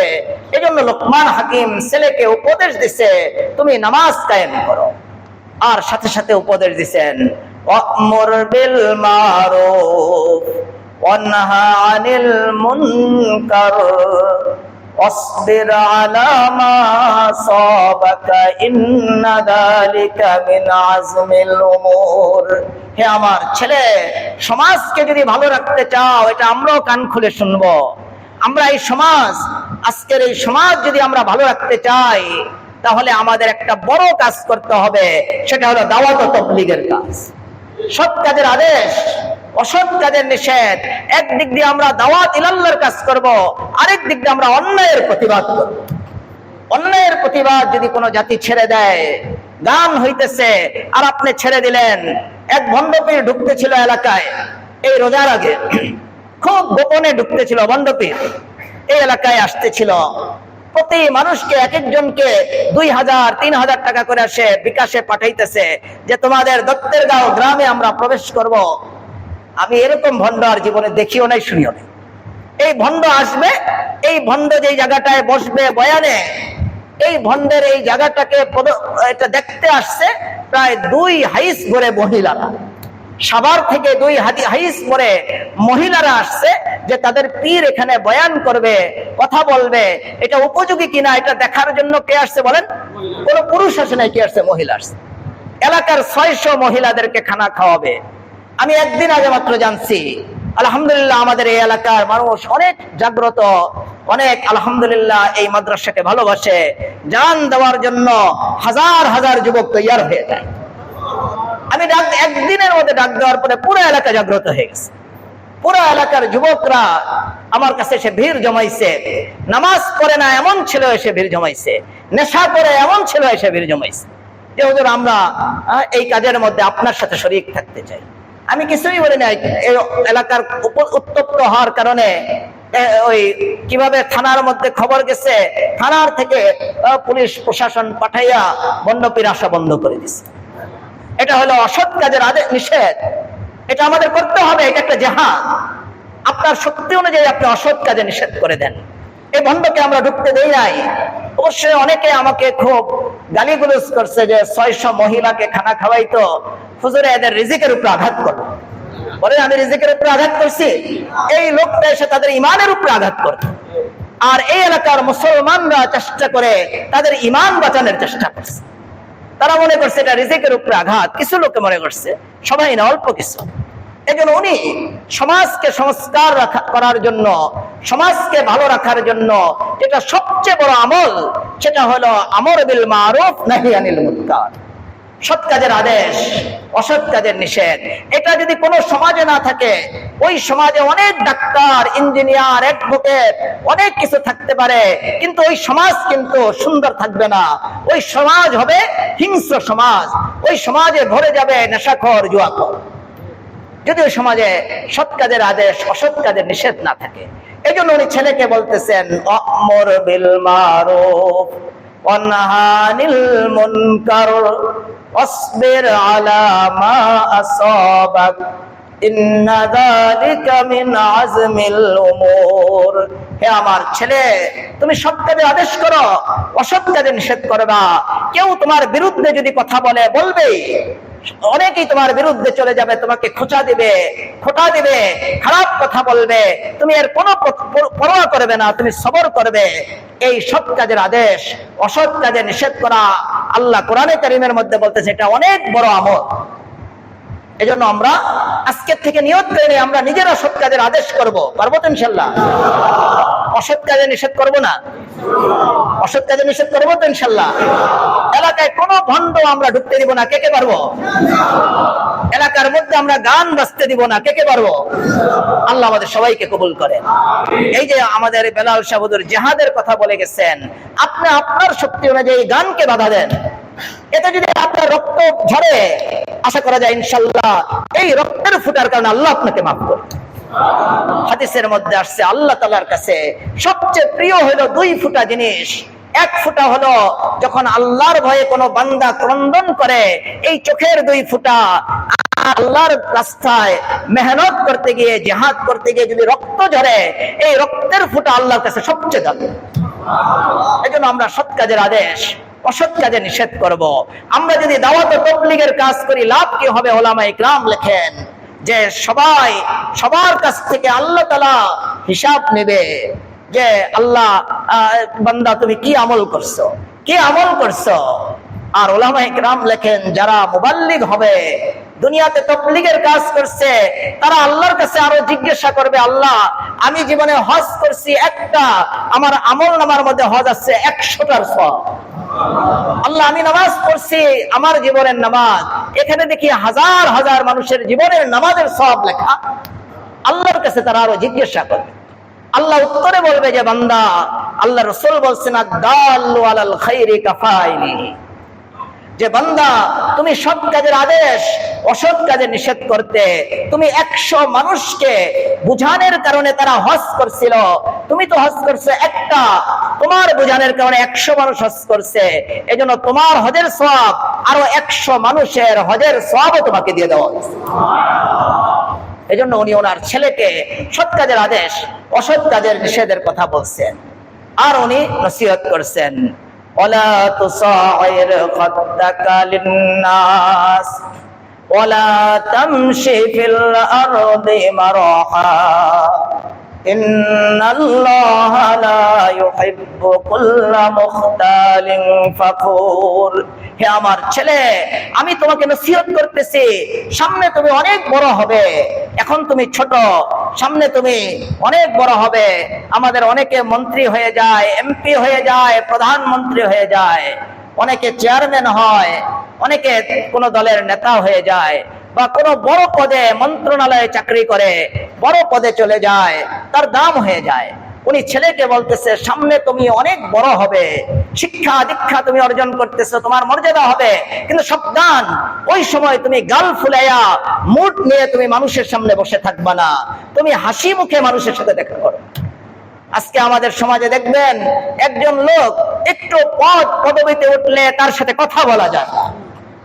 সামান্য পদ পদবি, সামান্য পদে উঠছে, কিছুদিন পরে আবার দৌড়ানি খেয়ে লন্ডনে গিয়া ইন্ডিয়া গিয়া পালায় রয়েছে। এই লোকগুলিও মুড নিয়ে বসে থাকতো, আজকে তাদের সম্মান ইজ্জত কিছু নাই, তাদের বাড়িতে তারা ঢুকতে পারে না। লোকমান হাকিম বলতেছেন, ওয়ালা তুসাইর খাদ্দাকা লিন্নাস, হে আমার ছেলে, তুমি অনেক পদবী হবে, বড় হইতে পারো, প্রেসিডেন্ট হয়ে যেতে পারো, কিন্তু সাবধান, তুমি মুড নিয়ে বসে থাকবা না। ওয়ালা তুসাইর মানে গাল ফুলাইয়া বসে থাকা, মুড নিয়ে বসে থাকা, দাম দেখাবে না। তোমার কাছে দেশের বড় ব্যক্তি, দামি লোকেরা আসলে তুমি তাদেরকে যেভাবে মূল্যায়ন করো, ছোট একেবারে ছোট পদের লোক, গরিব লোকেরা আসলে তাদেরকে তুমি মূল্যায়ন করো। ওয়ালা তামশি ফিল আরদি মারহা ইন্নাল্লাহা লা ইউহিব্বু কুল্লা মুখতালিন ফাখুর, হে আমার ছেলে, তুমি জমিনে যখন চলবে, হাঁটবা, সাবধান, তুমি দম্ভ বইরা হাঁটবা না, অহংকার করবে না। আল্লাহ কোনো অহংকারীকে ভালোবাসে না। বলেন, আমাদের ছেলে মেয়েকে এগুলি শিক্ষা দেওয়া উচিত না? আমার আব্বা, উনি ডাক্তার ছিলেন, চিকিৎসক ছিলেন। আমি স্কুলে যেতাম, আমার খেয়াল আছে আমার ছোট ভাইও এখানে বসা আছে, সে তখন পড়ে না, সে অনেক ছোট। আমি তখন 1, 2, 3 পড়ি, আমার বোনেরা পড়ে, আমার বড় বোনেরা পড়ে। আমরা স্কুলে যাওয়ার সময় আমার আব্বা আমাদের দ্বারা করাইতো। উনি ইংরেজি শিক্ষিত মানুষ, আমাদেরকে বলতেন যে দেখো, স্কুলে যাইতেছ, সাবধান, বড়দের সামনে হাঁটো না, বড়দের পিছনে হাঁটবা, আর এরকম স্যান্ডেল এরকম শেষরিয়ে আওয়াজ করে হাঁটবা না, পা উঁচা করে করে হাঁটবা। আল্লাহ রসুল পা উঁচা করে করে হাঁটতেন। আর আমার আব্বা বলতেন যে শিক্ষকরা যদি পিটা দেয়, শিক্ষকরা যদি তোমাকে মারে, আমার আব্বা বলতেন সাবধান, তুমি এইভাবে শিক্ষকের দিকে তাকাইবা না, মাথা নিচে করে দাঁড়িয়ে থাকবে। দেখেন, একজন ইংরেজি শিক্ষিত লোক আমাদেরকে স্কুলে যাওয়ার সময় নসিহত করতেন।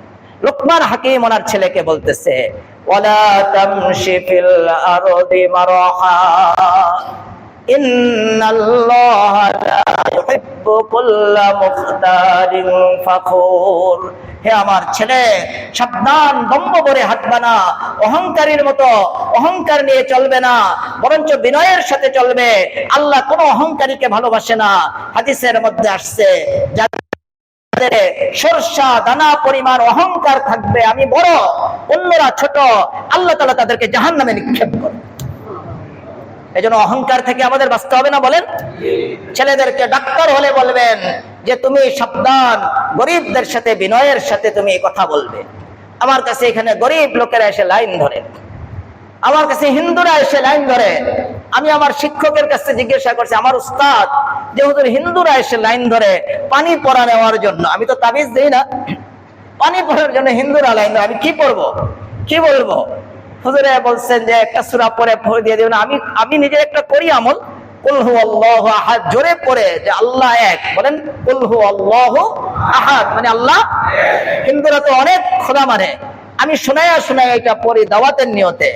কুল, যে বলো আল্লাহু আহাদ, আল্লাহ কয়জন? আল্লাহু সামাদ, আল্লাহ বেনিয়াজ, মুখাপেক্ষীহীন। তারা এই তুলসী গাছের পূজা করে, তারা সূর্যের পূজা করে, আগুনের পূজা করে। তারা মনে করে আল্লাহ কিছু দিতে হইলে এরা লাগবে, এরা ছাড়া আল্লাহ কিছু দিতে পারে না। আল্লাহকে তারা মুখাপেক্ষীহীন মনে করে না। এই জন্য আমি সময় ফু দিয়ে দিই। আর একটা কথা বলে দেই, আরেকটা মন্ত্র পড়ি আর কি। এটা শুনলে হয়তো আপনারা কি মনে করেন আমি জানি না। আমি একটা মন্ত্র পড়ি যে আল্লাহ মাই জানতা নেই और ये हिंदू बंदा मानता नहीं, आप जो करना है करते। আমার মনে হয় উর্দু আপনারা বুঝেন নাই, যে আল্লাহ আমি কিছু জানি না আর হিন্দু বেটা মানে না, আল্লাহ আপনার যা করার আপনি কইরা দেন। এটা পরে একটা ফু দিয়ে দেই। আমি আর কি পড়বো বলেন, হিন্দুকে কি পড়বো? আর কুল হু আল্লাহ সূরাটা শোনায়া দেই। লোকমান হাকিম ছেলেকে বলতেছে, সাবধান, গরিব লোকেরা তোমার কাছে আসবে, ধনী লোকেরাও আসবে, ধনীদেরকে তুমি খুব আদর যত্ন করলা, তাদেরকে গ্রহণ করলা, আর গরিবকে ঘৃণা করলা, এমন যেন না হয়, তুমি অহংকার থেকে বেঁচে থাকবে। এজন্য আমরা আমাদের ছেলে মেয়েকে এই নসিহত করে অহংকার থেকে বাঁচাইব। ছেলে মেয়েদেরকে নসিহত করা, এটা আল্লাহ অনেক ভালোবাসে, এত ভালোবাসে। আল্লাহ রসুল বলেন, قال رسول الله صلى الله عليه وسلم لا أن يؤدب الرجل ولده خير له من أن يتصدق بصاع। আল্লাহ রসুল বলেন, এক সা মানে 3.5 কেজি খেজুর, এরকম কিশমিশ, দামি দামি শস্য, এগুলি আল্লাহর রাস্তায় দান করাটা যতটুকু সওয়াব, আল্লাহ এর চেয়ে বেশি সওয়াব দান করে কোন গার্জিয়ান যদি তার সন্তানকে আদব শিক্ষা দেয়। আল্লাহ রাসূল বলতেছেন, আপনি আপনার ছেলেকে বললেন যে তুমি সালাম দিও, আল্লাহ সাথে সাথে আপনার আমলনামার মধ্যে 3.5 কেজি খেজুর, কিশমিশ, এরকম দামি শস্য সদকা করার সওয়াব আপনার আমলনামায়। হাদিসের মধ্যে আসছে, আমরা তো অনেক সময় মেয়ে হইলে নারাজ হয়ে যাই। আমার কাছে আসে, আপনারা কিছু মনে করেন না, আমার কাছে আসে দেখে আমি বলি। একজনে আমার কাছে আইসা কিছু বলছে, অবশ্যই হুজুর আপনি ওয়াজে কিন্তু অনেক কিছু বইলা ফেলান। আমি কি নাম বলি? আমি তো নাম বলি না। হুজুর আমার বিষয়টা আপনি ওয়াজে নাম ছাড়া হুজুর বললেন না। আমি ঠিক আছে বলবো না। আমার কাছে আসে অনেকে, হুজুর 3টা মেয়ে হয়েছে, হুজুর ছেলে হয় না, আমার তো আর ভালো লাগে না, বই তালাক দিয়ে দিব। 3টা মেয়ে হয়েছে, সে নারাজ। আল্লাহ রাসূল সাল্লাল্লাহু আলাইহি সাল্লাম বলেন, যার 3টা মেয়ে বা 3টা বোন আছে, এই 3টা মেয়েকে সে আদব শিক্ষা দিছে, তালিম কোরআন শিক্ষা দিছে, তারপরে তাকে বিবাহ দিয়ে বেনিয়াজ করে দিছে, আল্লাহ তাআলা এই 3 মেয়েকে শিক্ষা দেওয়ার কারণে আল্লাহ তাআলা তাকে জান্নাত দান করেন। অন্য হাদিসের মধ্যে আসছে, আল্লাহ রাসূল বলেন, যারা 1টা 2টা 3টা যে কোনো মেয়ে হওয়ার পরে নারাজ হয় নাই, না নারাজ হয়ে যাবেন বলেন আজকে? হ্যাঁ, অনেকে নারাজ হইতেও পারে, আছে এখানে 2-1 জন বসে আছে, ছেলে হয় না, এই জন্য খুব কান্দাকাটি। আমি সবাই সান্ত্বনা দেয়, আরে মেয়ে ছেলে হয় না, অসুবিধা কি? তোমার 3টা মেয়ে, 3 ছেলে তো নিয়ে আসবেই। 3টা জামাই আসবে না বলেন? আমাদের মেয়ের জামাইরা কি আমাদের ছেলের হুকুমে না? আরো তো সন্তান হবে ইনশাআল্লাহ। আল্লাহ রাসূল বলেন, যদি কারো মেয়ে সন্তান হয়, রাওয়াহু আবু দাউদ শরীফের হাদিস, কারো মেয়ে সন্তান হলো, এই মেয়ে সন্তানকে সে জীবিত কবর দেয় নাই। আগের যুগে জীবিত কবর দিয়ে দিত, জীবিত কবর দেয় নাই। আর এই মেয়ে সন্তানকে সে লাঞ্ছিত করে নাই, বঞ্চিত করে নাই, তাকেও আদর যত্ন করছে। আর তার উপরে ছেলেদেরকে প্রাধান্য দেয় নাই। ছেলেকে যেভাবে সে লালন পালন করছে, মেয়েকে ওইভাবে লালন পালন করছে। আল্লাহ রাসূল বলেন, আদখালাহুল্লাহু বিহাল জান্নাহ, যে ওই লোকটাকে, যে মেয়েকে এইভাবে পালছে, মেয়েকে কোনো তুচ্ছ তাচ্ছিল্য করে নাই, এই মেয়েকে লালন পালন করার কারণে আল্লাহ তাআলা তাকে সর্বপ্রথম যারা বিনা হিসাবে জান্নাতে যাবে, তাদের সাথে আল্লাহ তাআলা জান্নাতে প্রবেশ করা। এই জন্য আমরা সন্তানদেরকে আদব শিক্ষা দিব। সন্তানদেরকে আদব শিক্ষা দিলে আল্লাহ তাআলা আমলনামার মধ্যে সদকার সওয়াব লিখে দেয়। আল্লাহ আমাদেরকে সবাইকে আমল করার তৌফিক দান করেন। সন্তানের অনেক হক আছে। আল্লাহ রাসূলুল্লাহ আলাইহি সাল্লাম বলেন, যে ব্যক্তির সন্তান হইল, ওই ব্যক্তির উপরে কি হক? সন্তান হলে আপনার উপরে, বাপের উপরে 3টা হক হয়ে যায়। কয়টা হক বলেন? আপনারা হয়তো বিরক্ত হইতেছেন যে বয়ান লম্বা হয়ে যাইতেছে। আমাদের উপরে 3টা হক হয়ে যাবে। 1 নম্বর হক, আল্লাহ রাসূল বলতেছেন যে কোন ব্যক্তির যখন সন্তান হবে, মান বুলিদা লাহু ওয়ালাদুন, যার কোন সন্তান হবে, আল্লাহ রাসূল বলতেছেন ফাল ইউহসিন ইসমাহু। প্রথম হক হলো তার একটা সুন্দর নাম রাখতে হবে, ভালো নাম রাখতে হবে, ইসলামী নাম। না সেন্টু রাখবেন বলেন? বল্টু রাখবেন? কে বলেন? বল্টু আছে কেউ? একজন তো পেপারে পাইলাম তুফান নাম রাখছে, ওই মিস্টার তুফান। একজন মেয়ে, একজন মা আর মেয়েকে অত্যাচার করে তাদের চুল চেঁচে ফেলে দিছিল। তারপরে তার 7 বছর জেল হয়েছে। আমি পেপারে আবার 7 বছর পরে পাইছি সে জেলখানা থেকে বের হয়ে আসছে। মিস্টার তুফান, মিস্টার বলেন না, বলে কি এটা তুফান, তুফানের কাজই তো করবে। এক লোক আসছে যে হুজুর রাগের কারণে আমার ব্যবসা হয়তো সব শেষ হয়ে যেতেছে। আমি বলছি তোমার নাম কি? সে বলছে বিদ্যুৎ। বলেন নাম কি? আগুন, বিদ্যুৎ আগুন না? আরেকজন আসছে যে হুজুর আমার বিশাল বিপদ, অসুবিধা, আমার শরীর থেকে দুর্গন্ধ আসে বেশি। আমি বলছি তোমার নাম কি? আমি ডিকশনারি দেখি তার নামের অর্থ হলো দুর্গন্ধ। আল্লাহ রাসূল সাল্লাল্লাহু আলাইহি সাল্লামের কাছে যখন এরকম খারাপ নামের লোক আসতো, একজন বাচ্চা ছেলে যুবক আসছে যে ইয়া রাসূলুল্লাহ আমার অসুখ সারে না। আল্লাহ রাসূল জিজ্ঞাসা করছে তোমার নাম কি? বলছে আমার নাম সাকিম। সাকিম মানে অসুস্থ। আল্লাহ রাসূল তার নামকে পরিবর্তন করে দিয়েছে। খারাপ নামের খারাপ প্রভাব, ভালো নামের ভালো প্রভাব। এজন্য আল্লাহ রাসূল বলছেন কোন বাপের যখন সন্তান হবে, ওই ছেলে বাপের কাছে প্রথম যে জিনিসটা পায় সেটা হলো তার আকিকা দিয়ে তাকে সুন্দর একটা নাম উপহার দিতে হবে। তার নামে সেন্টু বল্টু বিদ্যুৎ এগুলি রাখা যাবে না, তুফান সাগর রাখা যাবে না। আর রেখে দেবেন তুফান সাগর মহাসাগর, এগুলি এখন বৃষ্টিও নাম আছে, তুফানও নাম আছে, বিদ্যুৎ নাম আছে, অনেক নাম আছে। সেন্টু বল্টু তো এগুলি পুরান হয়ে গেছে, এখন অনেক নাম। একজনের নাম আমি উচ্চারণই করতে পারি না, ফ্রান্স না ফরান্স, কি যে কয় আমি বুঝি না, আমি খালি কই ফ্রান্স। এখন না ফ্রান্স না ফরান্স, আমি নাম উচ্চারণ করি, এই নামের অর্থ কি আল্লাহই জানে। ফরান্স আর ফ্রান্স উচ্চারণ করতে একই লাগে, আল্লাহ মাফ করেন। এই যে আমাদের বাচ্চাদের নাম ফ্রান্স রেখে দিতেছি, কোন সময় লন্ডন আমেরিকা রেখে দেই বলা যায় না। আল্লাহ রাসূল বলতেছেন ফাল ইউহসিন ইসমাহু, প্রথম হক হলো বাচ্চার একটা সুন্দর নাম রাখতে হবে। এটা হলো প্রথম বাচ্চার হক, বাপের কাছে পায়। আর দ্বিতীয় হক হলো আল্লাহ তাকে আদব শিক্ষা দিতে হবে, তাকে দ্বীন শিক্ষা দিতে হবে, তাকে কোরআন শিক্ষা দিতে হবে। দ্বিতীয় নম্বর হক হলো ফাইদা বালাগা ফালইউযাব্বিজহু, যখন ছেলে মেয়ে বালেগা হবে তখন তাকে দিনদার কোন মেয়েকে বউ হিসাবে আনবে, স্ত্রী হিসাবে আনবে, আর মেয়ে হলে দিনদার ছেলের কাছে বিবাহ দিবে। আপনি যদি এই তিন হকের একটা যদি আদায় না করেন আপনার বিপদ হবে, আল্লাহ তাআলার কাছে জবাব দিতে হবে। এক নম্বর হক হলো ভালো নাম রাখা, দ্বিতীয় নম্বর হক হলো আদব শিক্ষা দেওয়া, দ্বীন শিক্ষা দেওয়া। আপনার মেয়ে ফরজ গোসলই জানে না, দ্বীন কি শিক্ষা দিলেন? কলেজে পড়তেছে, ইউনিভার্সিটিতে পড়তেছে, কিন্তু ফরজ গোসল জানে না। আর তৃতীয় নাম্বার হক হলো বালেগ হওয়ার পরে তাকে বিবাহ দিতে। মেয়ে বালেগা হলো, ছেলে বালেগ হলো, মেয়ে বালেগা হলো, আপনি বিবাহ দেন না।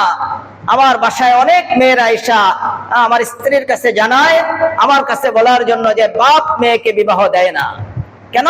মেয়ের চাকরি করতেছে, মেয়ের চাকরির বেতন খাবে।